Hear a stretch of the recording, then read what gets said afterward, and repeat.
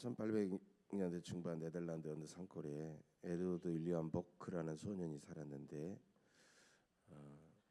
일찍 조실 부모님을 여의고 할아버지 품 안에서 자라나게 됩니다. 너무 가난했던 보크는 할아버지에게 졸라가지고 미국 이민 대열에 합류하게 됩니다. 어린 보크가 미국 이민의 길을 떠나게 되는데 할아버지는 믿음이 독실한 사람이었기 때문에 손자의 손을 잡고 이렇게 말했다고 합니다. 보크야, 이제 네가 미국에 가게 되면 네가 있는 곳을 항상 복된 곳으로 만들어라. 네, 영어로는 will be blessed라고 되어 있기 때문에 복된 곳으로 복된 좋게 복되게 만들어라라는 그런 뜻입니다. 학교도 제대로 못 다녔던 보크는 할아버지 말씀을 가슴에 새기고 평생 그렇게 살겠다고 다짐을 하게 됩니다. 보크는 미국 북동부 동북부 보스턴시에 정착하게 되었고 이제 직업이었기 때문에 매일 길거리에 나가서 가판대를 설치해 놓고 신문을 팔게 됩니다. 그런데 얼마나 부지런한지 남보다 일찍 와가지고 다른 사람의 가판대까지 깨끗하게 청소를 하고 신문을 일찍 받아가지고 조간신문 또 저녁에 나온 석간신문을 열심히 팔게 됩니다. 그 모습을 수많은 사람들이 지나다니면서 계속 보게 되고요. 이제 어느 날 이 커티스 출판사 사장이 신문을 사러 왔습니다.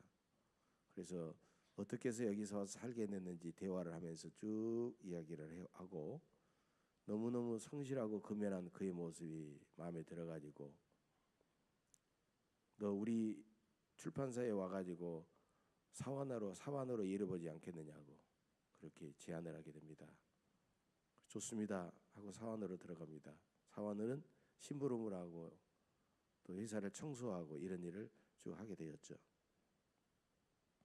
얼마나 웃으면서 얼마나 남을 잘 섬기고 청소도 잘하고 심부름도 잘하고 정확히 열심히 일을 하는지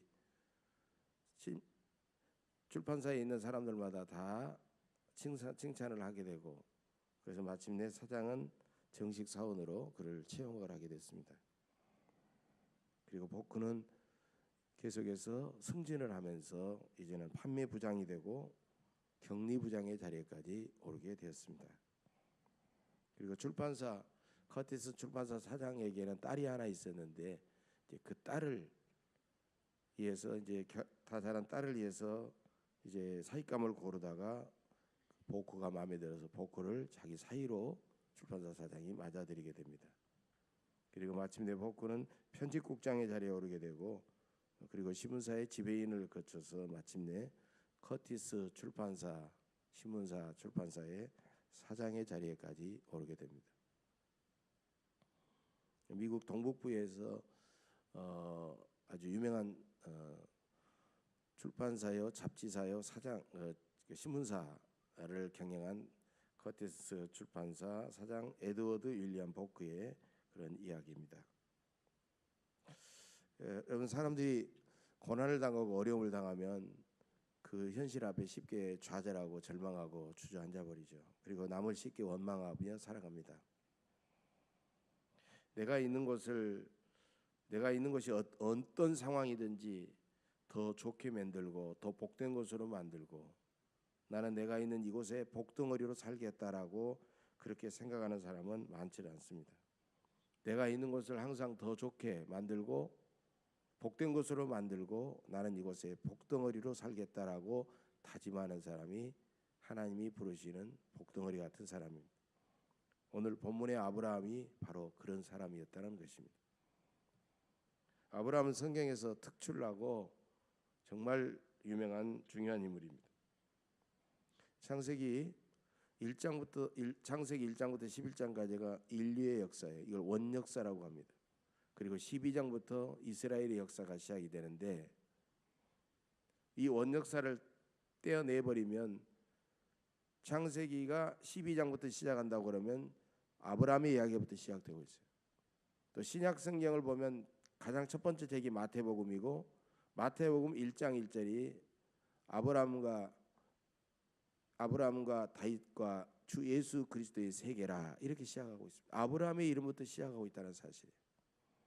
신약도 구약도 성경이 아브라함의 이름부터 시작하고 있다는 것입니다. 성경에는 하나님을 아브라함의 하나님, 그래서 3대 족장 아브라함의 하나님, 이삭의 하나님, 야곱의 하나님 하면서 아브라함의 하나님을 먼저 내세우고 있어요. 지구상에는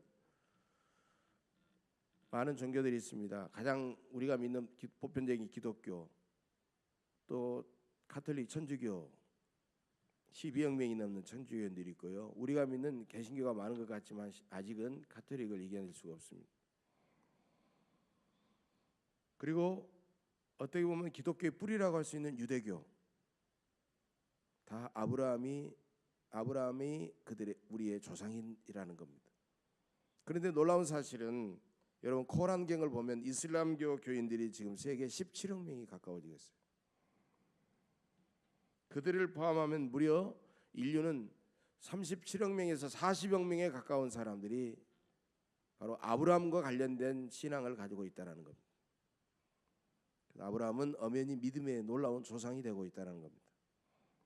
오늘 본문에 따르면 그 아브라함은 하나님이 주시는 복과 관련된 복 그 자체고 복의 근원이고 복덩어리다라고 말할 수가 있다는 겁니다.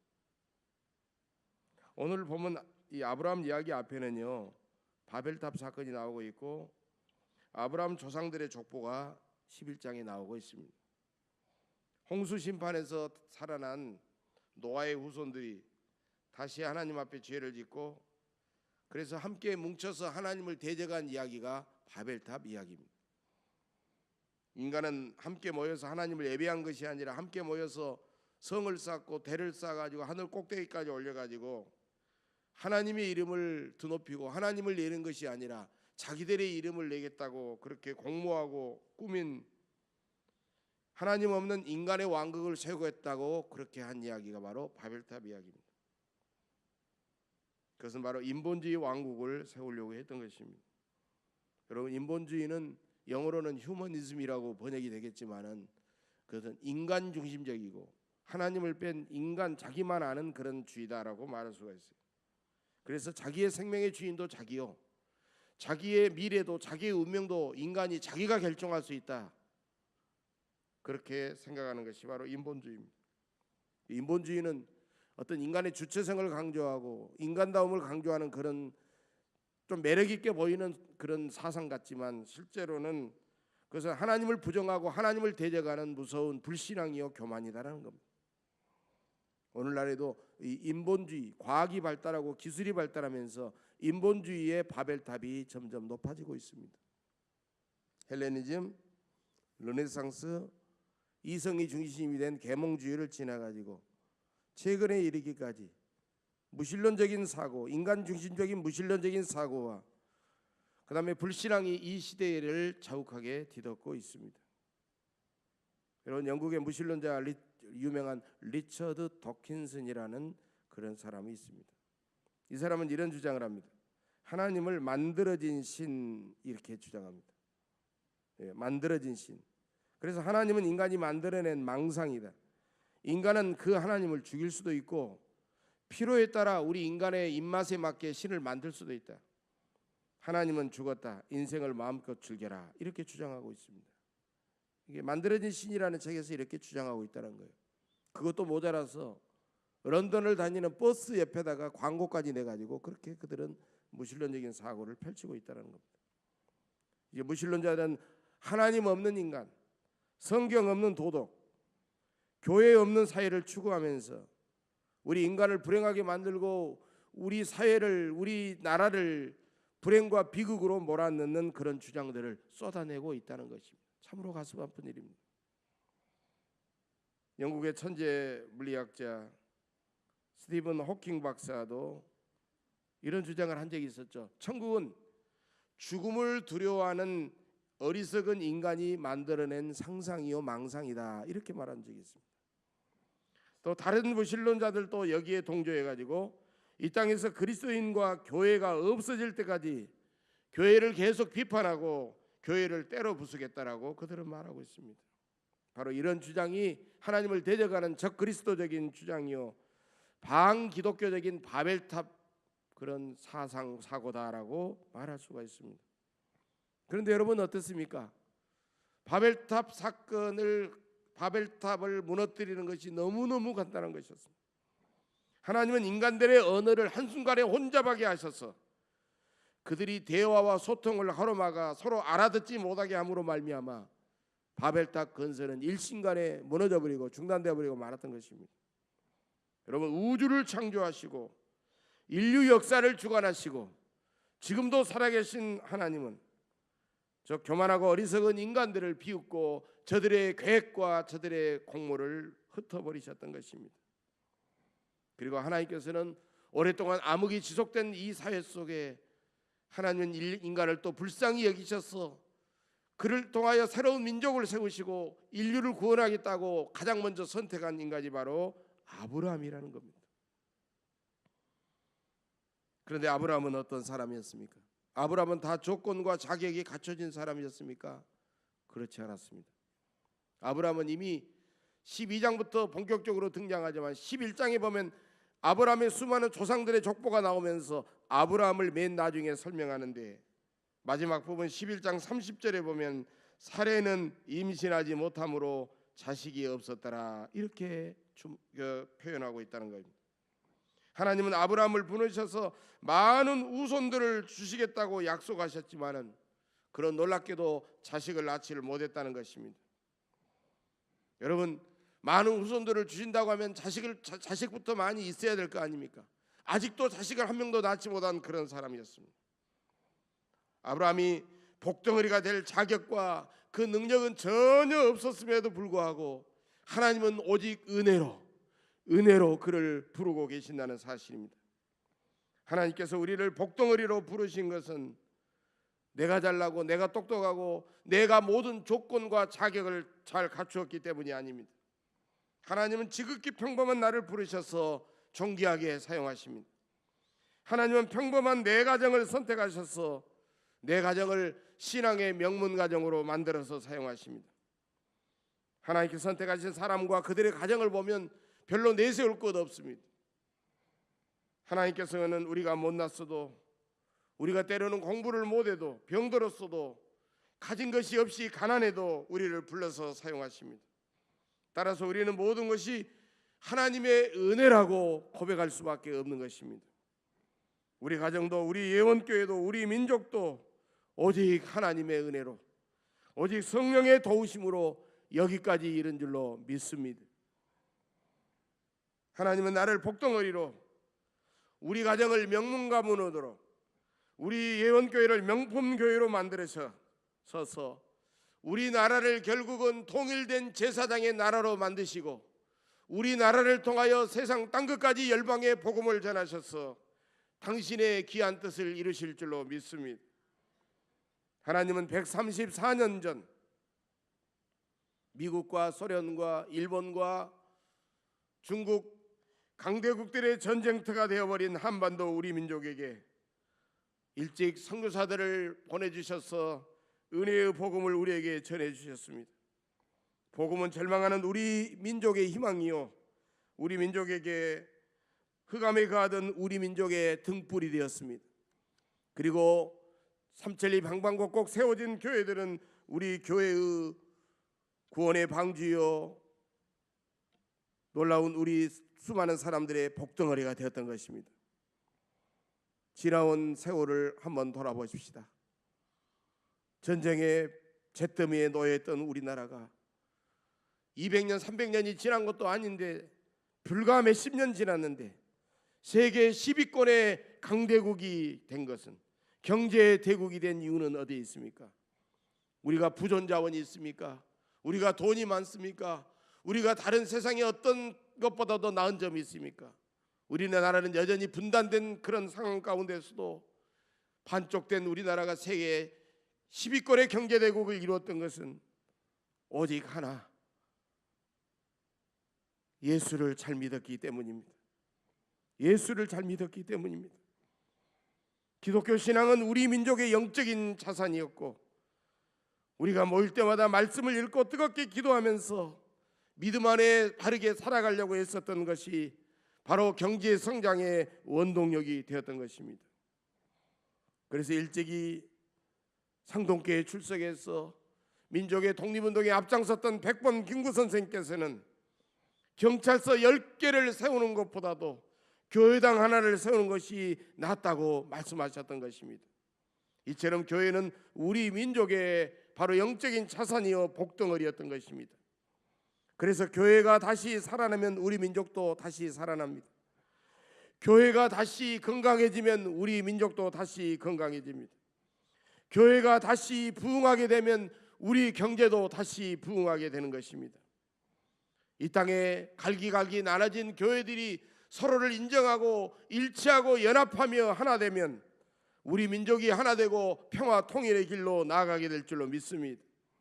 그러므로 이 땅에 세워진 교회를 사랑하는 것이 하나님을 사랑하는 것이요 우리 사회 우리 민족을 사랑하는 것입니다.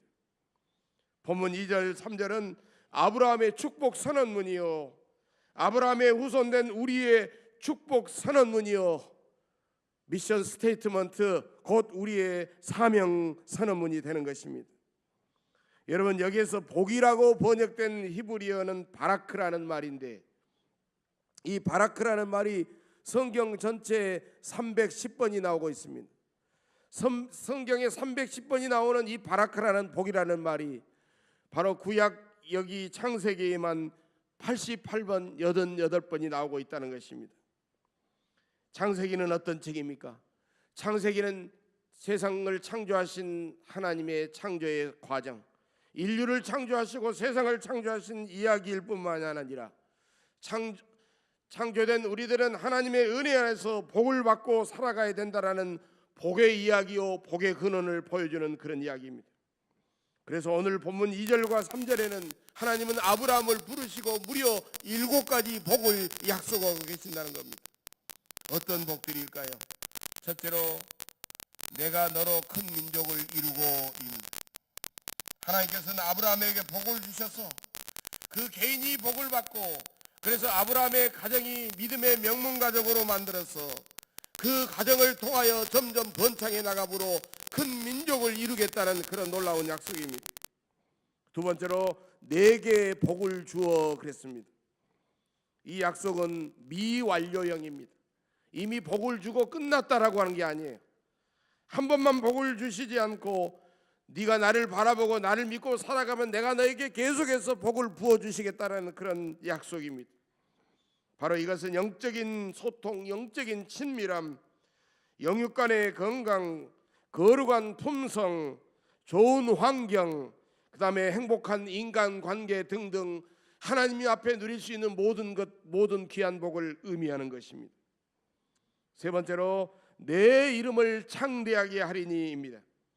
이것은 너의 이름이 창대해질 뿐만 아니라 네가 창대해짐으로 너를 통하여 하나님을 아는 모든 사람들의 이름이 창대해지고 결국 복을 준 나의 이름이 창대하고 존귀하게 된다라는 주님의 놀라운 약속입니다. 네 번째로 너는 복이 될지라라고 했습니다. 너는 복을 받고 이제는 네가 복이 되어 내가 준 복으로 네가 복 자체가 되어가지고 그 복을 마음껏 이웃에게 나눠주며 살아라. 너는 복의 근원이 되고 복의 통로가 되고 복을 나눠주는 복덩어리가 된다라는 그런 뜻입니다. 다섯 번째로 너를 축복하는 자에게는 내가 복을 내리고 하나님은 아브라함을 축복하는 사람들에게 복을 주십니다. 아브라함이 어떤 존재인가를 알기 때문에 아브라함을 가까이 하려고 하고 아브라함을 사랑하려고 하고 아브라함을 축복하면 그 사람에게도 하나님이 함께 복을 주신다는 놀라운 약속입니다. 내 가족과 내 주변 성도들과 나의 이웃이 나를 축복할 수 있도록 나를 가까이 할 수 있도록 저들을 감동시키고 저들에게 선한 영향력을 행사하면서 우리가 살아가는 존재가 되어야 된다는 것입니다. 여섯 번째로 너를 저주하는 자에게는 내가 저주하리니 그랬습니다. 이 말씀은 누가 내 자녀를 욕하고 저주하면 나도 그 사람을 화가 나고 저주하듯이 하나님도 당신의 복된 자녀에게 권세가 있기 때문에 그 복된 자녀가 저주를 받으면 내가 저주하는 그 사람도 저주하겠다고 하는 하나님의 함께하심, 하나님의 위로와 보호하심을 의미하는 그런 약속입니다. 마지막 7번째로 땅의 모든 족속이 너로 말미암아 복을 얻을 것이다 라고 말하고 있습니다. 이제 이 아브라함을 통하여 믿음의 명가를 건설하고 믿음의 복된 나라를 건설하고 그 나라를 통하여 인류 전체를 구원하고 인류 전체가 복을 받는다라는 그런 놀라운 약속의 말씀입니다. 여러분, 내가 곧 아브라함입니다. 우리들 각자 한 사람 한 사람이 곧 아브라함이요 하나님을 통해서 구원받고 우리가 복이요 복의 근원이요 복의 통로요 복덩어리라는 것입니다. 금년에는 우리 가정을 반드시 믿음의 명문 가정을 만들어야 됩니다. 믿음의 명문 가정을 이루어서 먼저 나의 후손이 복을 받고 나와 나의 가족을 통해 주변 사람들이 복을 받고 그래서 복된 나라를 이루어 열방이 복을 받아야 되는 것입니다. 바로 이것이 우리의 사명 선언문입니다. 나는 복덩어리다.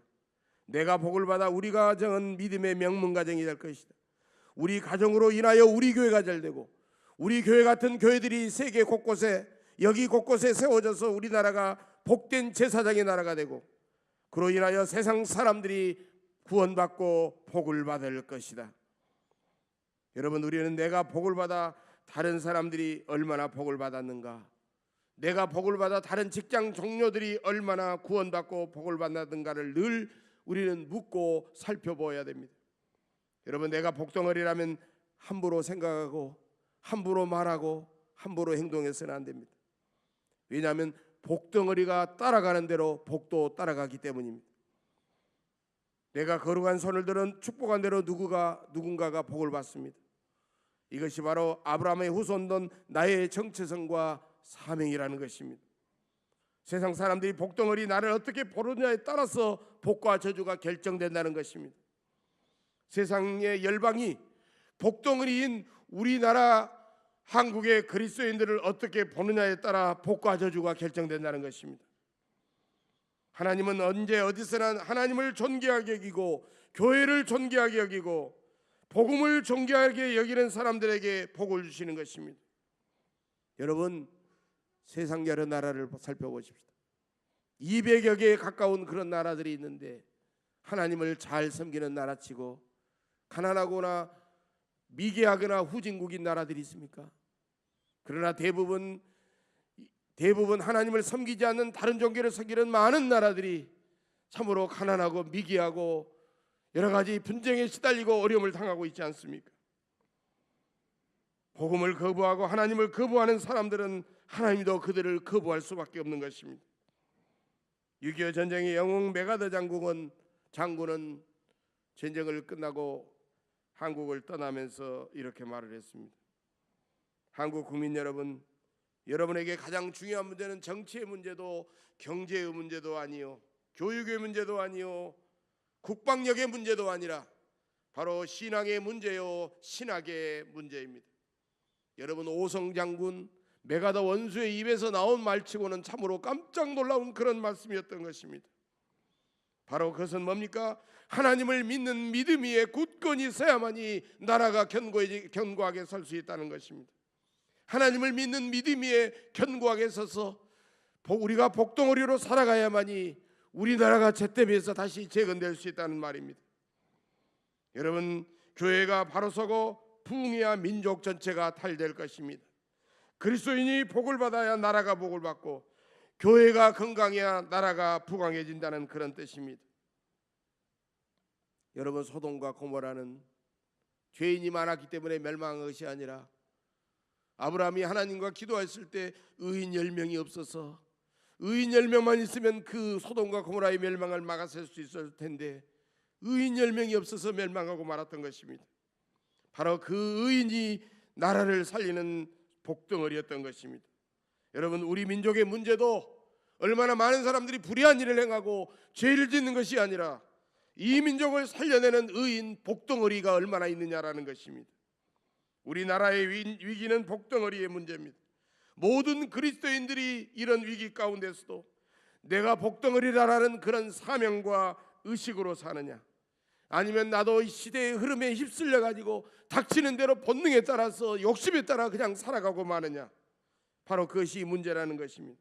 내가 복덩어리가 되고 우리 가정이 믿음의 명문 가문이 되고 우리 교회가 이 땅에 참으로 많은 교회들이 본받는 명품 교회가 되어서 우리나라를 변화시키고 우리나라를 건강하게 세워가야 될 줄로 믿습니다. 미국에 가면 매사추세츠주엔 인구가 불과 3만 5천 명 정도밖에 되지 않는 뉴 샴프톤이라는 작은 도시가 있습니다. 뉴 샴프톤은 한 소읍이죠. 3만 5천 정도면. 작은 도시에다가 무슨 유명한 관광지도 없고 특산품도 없고 그러는데도 작은 오두막집 하나 때문에 유명한 관광지가 돼가지고 1년이면 수백만 명이 찾아가고 있다고 합니다. 그 오두막집 간판에는 이런 내용이 쓰여져 있습니다. 비록 이 집은 자그마한 오두막집이지만 미국의 역사를 새롭게 창조한 집이다. 그리고 그 간판에는 한 사람의 조상의 후손들이 미국을 새롭게 하고 미국을 부신 그런 후손들의 이름을 쫙 족보처럼 기록해 놓았습니다. 지금부터 약 250년 전에 남편 조나단 에드워드와 그의 아내 사라는 그 오두막집에서 넉넉하지 않게 살면서도 12명의 자녀들을 낳아가지고 5대를 거치면서 그 뉴 샴프톤 지역을 중심으로 5대를 거쳐가면서 수많은 후손들이 번창해 나갔습니다.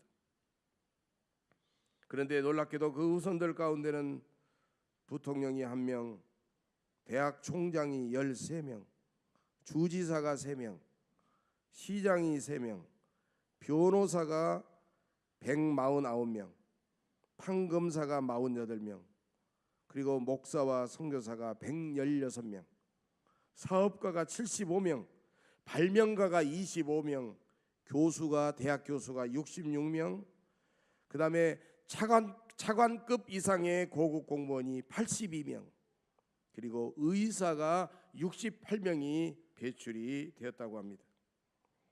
단순히 그들의 직분이라든가 지위만이 그런 것이 아니라 주목할 만한 것은 그들이 경건한 신앙을 통해서 그들의 직장과 일터와 각 사회의 각 영역을 복음으로 말씀으로 하나님을 믿는 신앙으로 완전히 변환시켜 가지고 선한 영향력을 끼친 그런 대단히 사회와 나라에 큰 엄청난 유익과 변화의 동인을 주었던 신앙인들이었다는 사실입니다. 많은 학자들이 이 가문을 신앙의 명문 가문으로 만들었던 요인을 조사를 한 바가 있습니다. 그런데 다른 것은 아무것도 없었고 남편 조나단 에드워드와 그의 아내 사라는 12명의 자녀들을 키우면서 거룩하고 위대한 믿음의 유산을 끊임없이 물려주었습니다. 그리고 그 3대 4대 대를 이어가면서 계속해서 그 신앙의 유산을 철저하게 교육하고 물려주도록 그렇게 유언했던 것입니다. 신앙의 유산은 첫째로 하나님을 뜨겁게 사랑하라. 두 번째로는 어떤 상황에서도 하나님께 기도하라. 세 번째로 네가 하나님께 받은 복을 반드시 주변 사람들 이웃들과 나누라. 여러분 많지도 않았습니다. 이 3가지였습니다. 바로 이 3가지가 믿음의 명문 가문을 만들었던 비결이었던 것입니다. 사랑하는 교회 여러분, 하나님은 우리를 각각 복된 아브라함으로 우리를 부르고 계십니다. 우리는 하나님을 잘 믿어 구원받고 하나님의 자녀가 되어 그 자녀되는 권세로 우리는 복덩어리가 되었습니다. 여러분, 내가 있는 곳을 천국으로 만들어 가시기를 바랍니다. 내가 있는 곳을 언제나 복된 곳으로 우리는 만들어야 됩니다. 나를 통해서 신앙의 명문 가문을 이루고 그리고 세상 사람들에게 하나님의 사랑과 복음을 전하여 그들을 구원하고 내가 받은 복을 이웃에게 마음껏 나누며 살아야 됩니다.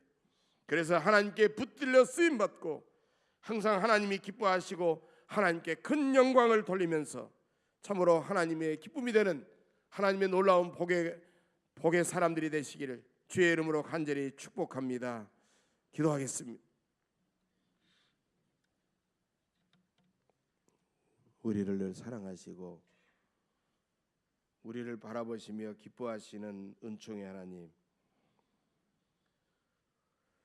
우리를 이 시대의 또 한 사람의 아브라함으로 불러주시니 감사합니다. 그 놀랍고 신비한 하나님이 주신 복덩어리의 신분과 사명을 다시 한번 깨닫게 하옵소서.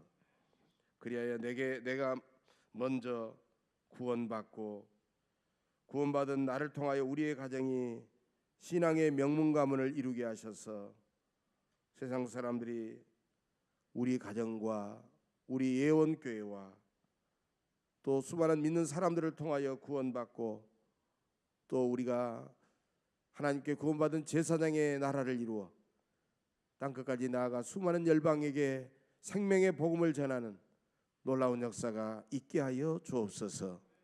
이 사명을 우리 예원교회에서부터 출발할 수 있도록 하나님이여 우리 모두에게 우리 교회 속에 성령으로 기름 부어주시고 은혜 위에 은혜를 덧입혀 주시옵소서. 감사드리며 예수님의 이름으로 축복하며 기도하옵나이다. 아멘.